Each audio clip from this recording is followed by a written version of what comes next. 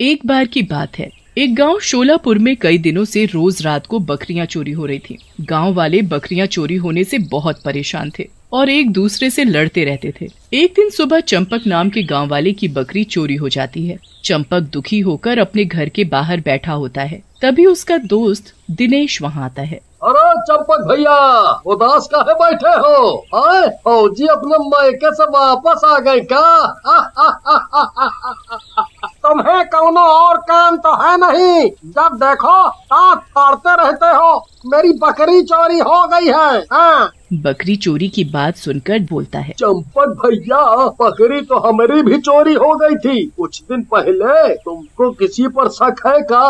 भैया आप किस पर शक करें? हम तो किसी से लड़ते भी नहीं। पता नहीं कौन दुष्ट ले गया हमारी बकरी। भैया बात तो सही है, तुम्हारे जैसा शरीफ तो पूरे गांव में नहीं है। लेकिन अभी जब हम तुम्हारे घर आ रहे थे तो रास्ते में राजू के घर के आगे हड्डियां पड़ी देखे थे। हाँ। दिनेश की बात सुनकर चंपक को गुस्सा आ जाता है और वो सीधा राजू के घर जाता है और गुस्से में बोलता है, राजू, ओ राजू के बच्चे, बाहर निकल। मेरी बकरी मार कर खा गया। मैं तुझे जिंदा नहीं छोड़ूंगा। बाहर आ। चंपक का चिल्लाना सुनकर राजू गुस्से में बाहर निकलता है। क्यों चिल्ला रहे हो सुबह सुबह चंपक? भला मैं क्यों मारूंगा तुम्हारी बकरी? हैं? मेरी बकरी तो खुद कई दिनों से गायब है। तब तक गांव के और भी लोग वहां आ जाते हैं और दोनों को समझा बुझाकर शांत कर देते हैं। फिर सारे लोग वहां से चले जाते हैं। उसी रात गांव में रहने वाला राका कसाई एक बकरे को लेकर अपनी दुकान पर जा रहा होता है। आज शहर से यह बकरा बड़ी ही अच्छी कीमत पर मिल गया। इसके तो अच्छे पैसे मिल जाएंगे। तभी वहाँ चंपक आ जाता है और राका को पकड़कर बोलता है, अच्छा तो यह तू है जो रोज गाँव वालों की बकरियां गायब कर देता है और बाद में उन्हें काट कर बेच देता है। आज पकड़ा गया। ये सुनकर राका घबरा जाता है और बोलता है, ये कैसी बातें कर रहे हो चंपक भैया? अला मैं क्यों बकरियां चुराऊंगा?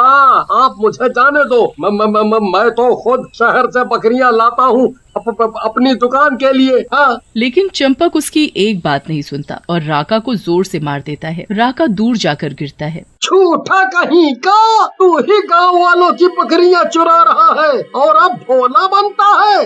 राका गुस्से में उठता है। उसका चेहरा गुस्से में लाल हो जाता है और वो धीरे धीरे शैतान में बदल जाता है। राका गुस्से में चंपक को पकड़ लेता है। राका का ये शैतानी रूप देखकर चंपक डर जाता है। मुझे जाने दो राका भैया, गलती हो गई मुझसे। आप चाहो तो पूरे गांव की बकरियां मार डालो। मुझे जाने दो राका भैया, जाने दो। मैं तो तुझे कुछ कह ही नहीं रहा था। मैं तो इस राका के शरीर के अंदर छुपा था और गांव की बकरियां खा रहा था। तूने ही मुझे जगाया है। इसका फल तो तुझे भुगतना ही पड़ेगा। ऐसा कहकर शैतान चंपक को मार डालता है और वहाँ से चला जाता है। अगले दिन चंपक की सरकटी लाश गांव वालों को मिलती है, जिसे देखकर गांव वाले बहुत घबरा जाते हैं। लो भैया, अब तक तो गांव में खाली बकरियां चोरी हो रही थी, अब इंसान भी मारे जा रहे हैं। पता नहीं क्या हो रहा है, कैसे रहेंगे इस गांव में। अब तो लगता है गांव छोड़कर ही जाना पड़ेगा। तभी सरपंच वहां जाते हैं। अरे राजू, क्या बोल रहे हो? ऐसे थोड़ी होता है। एक दो घटनाओं के कारण हम पूरा गांव ही छोड़ दें? वैसे भी मैं अब यहाँ आ गया हूँ, देखता हूँ क्या हो सकता है। फिर गांव वाले चंपक की लाश का अंतिम संस्कार कर देते हैं। फिर सरपंच जी गांव के पास की पुलिस चौकी में जाकर बात करते हैं। वहाँ के दरोगा गांव में 2 पुलिस वाले चौकीदारी के लिए लगा देते हैं। एक पुलिस वाला, जिसका नाम हिम्मत सिंह होता है, वो दूसरे पुलिस वाले से बोलता है, भैया चुन्नी लाल, हमारी भी क्या नौकरी है? बताओ, अब बकरियों की रखवाली करनी पड़ रही है। सही कह रहे हो हिम्मत भैया, लेकिन हम कर भी क्या सकते हैं? ये अपनी नौकरी ही ऐसी है। तभी उनको राका कसाई दिखता है। हिम्मत और चुन्नी लाल उसके पास जाते हैं। इतनी रात को कहाँ जा रहा है? पता नहीं इस गांव में बकरियां चोरी हो रही है। चल पर जा अपने। लेकिन राका उन दोनों को कोई जवाब नहीं देता और चलता जाता है। ये देखकर हिम्मत सिंह को गुस्सा आ जाता है और वो राका को पीछे से धक्का दे देता है। राका नीचे गिर जाता है। कानून का अपमान करता है, अभी बताता हूँ तुझे। ला चुन्नी लाल मेरा डंडा। लेकिन जैसे ही राका ऊपर उठता है वो शैतान में बदल जाता है।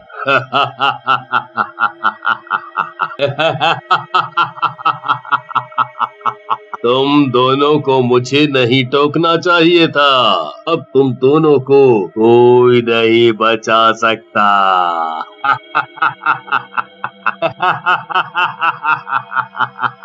ऐसा कहकर शैतान उन दोनों को भी मार डालता है और उनके सर खा जाता है। अगले दिन दोनों की लाश गांव वालों को मिलती है। गांव वाले दोनों की लाशों को घेर लेते हैं। लो भाई, अब तो हमें बचाने वाले ही मारे गए। अब क्या होगा?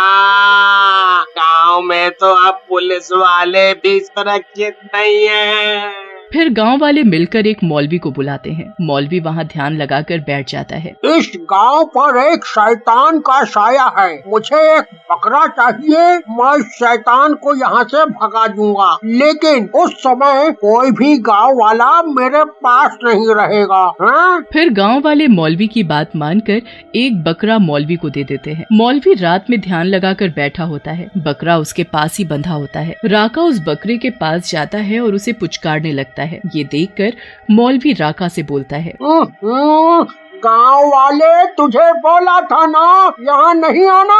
मुझे शैतान से निपटना है, फिर भी तू आ गया। चल आज यहाँ से। मौलवी की बात सुनकर राका हंसने लगता है और बोलता है, मौलवी साहब, मैं भी तो आपसे ही मिलने आया हूँ।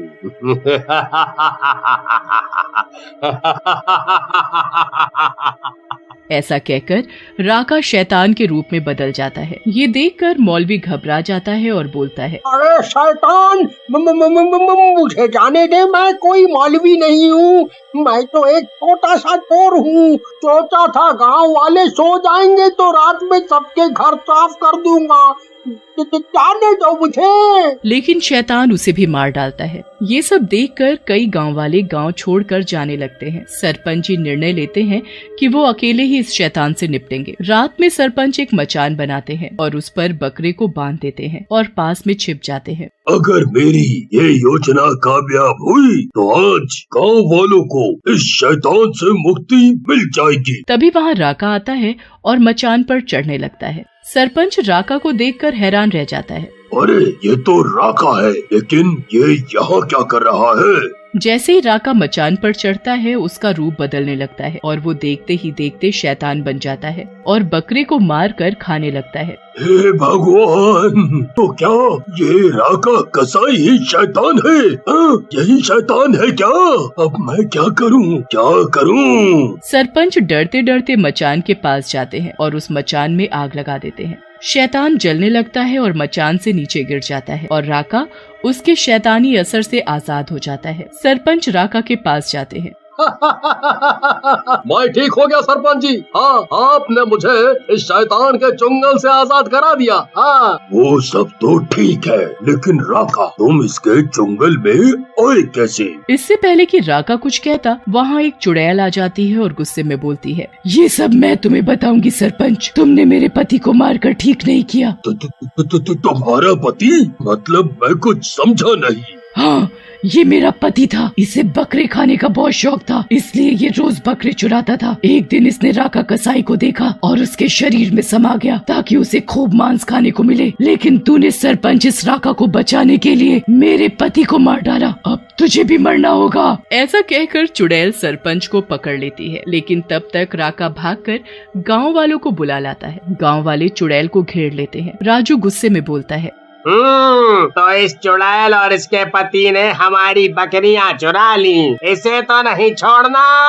मारो गांव वालों, अरे मारो। गांव वालों, ये चुड़ैल डंडों से नहीं मरेगी। अपना समय बर्बाद मत करो। ऐसा कहकर सरपंच चुड़ैल पर गंगा जल छिड़क देता है। चुड़ैल जलकर भस्म हो जाती है। रात का वक्त था। पूरी दुनिया गहरी नींद में सोई हुई थी। भूत और भूतनी अपने घर की छत पर बैठे हुए बातें कर रहे थे और अपनी किस्मत को कोस रहे होते हैं।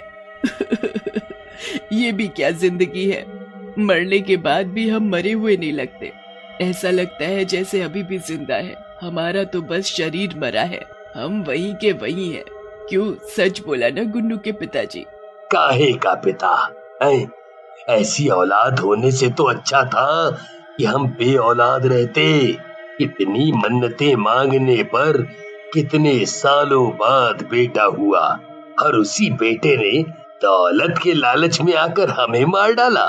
बड़ा कहता था हमसे कि मरोगे तो अपने साथ लेकर जाओगे पैसा। आज देखो वो बात सच हो गई बेटे की। हम मर गए और मरने के बाद सारी दौलत अपने साथ ले आए। ऐसे बेटे को तो मैं 1 रुपया भी ना दूं। तुमने बिल्कुल सही कहा गुन्नू के पिताजी, ऐसी औलाद से तो बे औलाद होना ठीक है। और ये तुम मुझे बार बार गुन्नू के पिताजी क्या बोलती रहती हो? आज के बाद मुझे गुन्नू के पिताजी मत बोलना। ठीक है, नहीं बोलूंगी, पर इस धन का हम क्या करें? उस दुष्ट बेटे को तो हम दे नहीं सकते और हमेशा इसे अपने साथ लेकर घूम नहीं सकते। ये धन और पैसा हमारी खून पसीने की कमाई है। सालों से हमने इस धन को इस छत पर बने स्टोर रूम में छिपा कर रखा, बेटे की नजरों से बचा कर। उसने कभी सोचा भी नहीं होगा कि हमने सारा धन और पैसा इस जगह छिपा रखा था। बातें करते हुए अचानक भूतनी की नजर एक रिक्शे वाले रघुवीर पर जाती है। वो रिक्शा वाला अपने दोनों हाथों से रिक्शे को खींचता हुआ उसे चलाकर ले जा रहा था। सुनो जी, वो देखो उस रिक्शे वाले को। मेरा आज बहुत मन है खुली हवा में घूमने का। चलो उसके रिक्शे पर बैठकर कहीं घूमने चलते हैं। भूत और भूतनी अपने खून पसीने की कमाई को वहीं छत पर बने स्टोर रूम में छुपा देते हैं और एक साधारण इंसान का रूप बना लेते हैं। भूत और भूतनी रूप बदलकर रिक्शे वाले के पास पहुंचते हैं और उससे बोलते हैं, ओ रिक्शे वाले, अगर तुम्हारा रिक्शा खाली है तो चलोगे जरा हमें अपने रिक्शे में बिठाकर कहीं भी ले चलो। शायद तुम दोनों भूल गए हो कि अभी बहुत रात हो चुकी है और मैं अपने घर जा रहा हूँ। अब पहले ही बहुत देर हो चुकी है। अब क्या रात को भी रिक्शा चलाऊंगा मैं? घर देर से पहुँचा तो पत्नी बहुत सुनाएगी और इतनी रात को कौन घूमता है भाई। जाओ अभी जाओ, कल सुबह घूमना। पहली बार पत्नी ने किसी चीज की फरमाइश की थी। सालों बाद मौका मिला उसकी फरमाइश पूरी करने का, तो आज वो भी नहीं हो पाएगी। शिवनाथ की बात सुनकर रघुवीर को कुछ अजीब लगता है। उसे उन दोनों का उदास मुंह देखकर अच्छा नहीं लगता। अच्छा ठीक है, मैं तुम दोनों को अपने रिक्शे में बैठा लेता हूँ, पर तुम दोनों को इतनी रात गए जाना कहाँ है? रघुवीर की बात सुन दोनों बहुत खुश हो जाते हैं। हमें तो खुली हवा में आसमान के नीचे तारों की ठंडी ठंडी छांव में ले चलो। शायद इन्हें रात में घूमने का मन होगा। मेरा क्या, कहीं भी ले चलता हूँ। इन्हें तो वैसे भी घूमने से मतलब है। राम प्यारी और शिवनाथ रघुवीर के रिक्शे में बैठकर घूमने निकल जाते हैं। दोनों को घूमते घूमते काफी समय हो जाता है।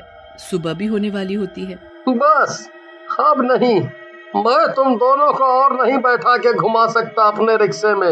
मैं अब बहुत थक चुका हूँ। मेरे जो पैसे बनते हैं वो मुझे दे दो। तुम्हारे रिक्शे में बैठकर हमें बहुत मजा आया। इतना मजा हमें पहले कभी नहीं आया। पर बेटा, हमारे पास अभी पैसे नहीं है। क्या हम तुम्हें कल दे सकते हैं पैसे? पैसे नहीं है? कोई बात नहीं। अगर तुम्हारे पास पैसे नहीं है, तुमने मुझे बेटा बोला है ना, और मुझे क्या चाहिए। चलता हूँ। इतना बोलकर रघुवीर अपना रिक्शा उठाकर अपने घर की ओर निकल जाता है। हमने उस रिक्शे वाले के साथ अच्छा नहीं किया जी। बेचारे ने हम दोनों को पूरी रात इन सड़कों पर घुमाया, वो भी हाथ से खींचने वाले रिक्शे से। उसके पैरों में छाले तक पड़ गए थे, मैंने देखा। फिर भी वो चुपचाप चला गया, सिर्फ बेटा सुनकर।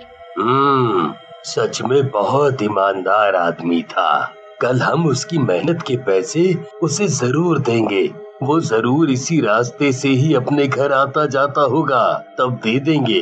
और हाँ, उसने अपने पैरों में चप्पल नहीं पहनी हुई थी, उसके लिए हम एक जोड़ी चप्पल भी लाएंगे।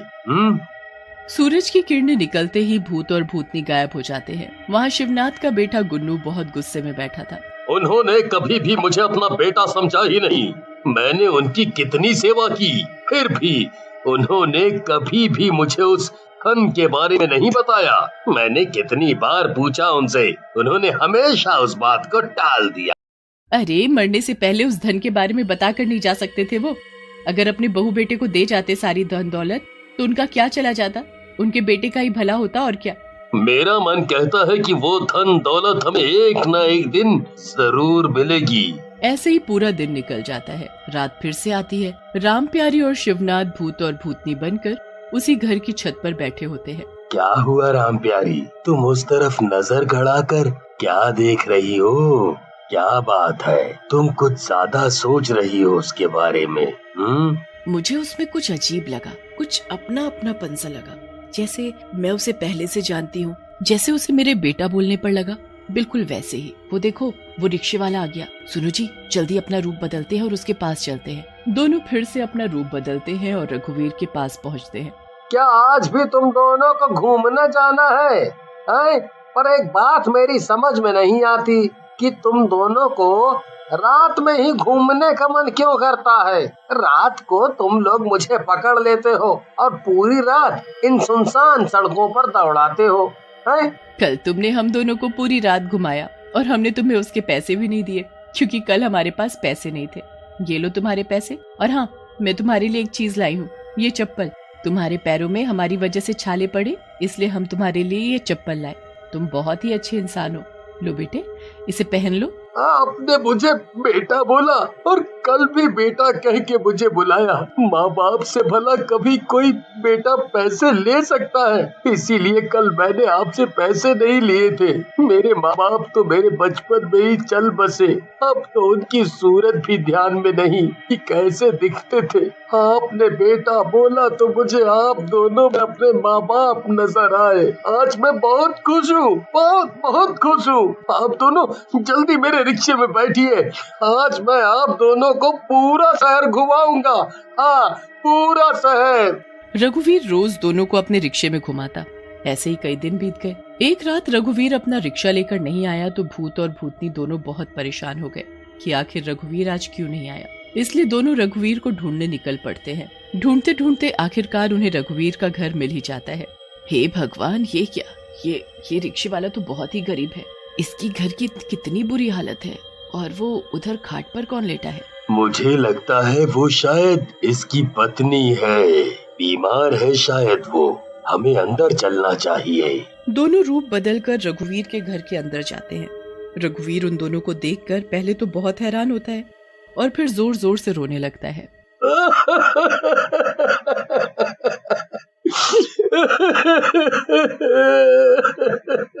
ये मेरी पत्नी है और ये बहुत बीमार है। इसके इलाज के लिए मेरे पास पैसे नहीं है। डॉक्टर ने बोला है अगर जल्दी इलाज नहीं कराया, वक्त पर दवा गोली नहीं दी तो मेरी पत्नी की जान चली जाएगी। दुखी मत हो बेटा, वो ऊपर वाला सब देख रहा है। वो तुम्हारी मदद जरूर करेगा। तुम्हारी पत्नी बिल्कुल ठीक हो जाएगी। रघुवीर को दिलासा देकर भूत और भूतनी वहाँ से बाहर आ जाते हैं। सुनो जी, मैं सोच रही थी जो पैसा और धन हमारे पास रखा है वो सब हम रघुवीर को दे देते हैं। उससे वो किसी अच्छे अस्पताल में अपनी पत्नी का इलाज करा सकता है। उसकी गरीबी भी उनसे दूर हो जाएगी। ये तुमने बहुत अच्छी बात कही। भूत और भूतनी अपना सारा धन और पैसा निकाल कर रघुवीर के पास ले आते हैं। ये लो बेटा, और हाँ, इसे लेने के लिए मना मत करना।